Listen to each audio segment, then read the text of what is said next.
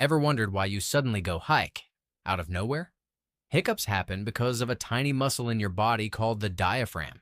This muscle helps you breathe by moving up and down smoothly. But sometimes it gets irritated or spasms unexpectedly. When that happens, your vocal cord snaps shut quickly, and that creates the classic hic sound. So what triggers it?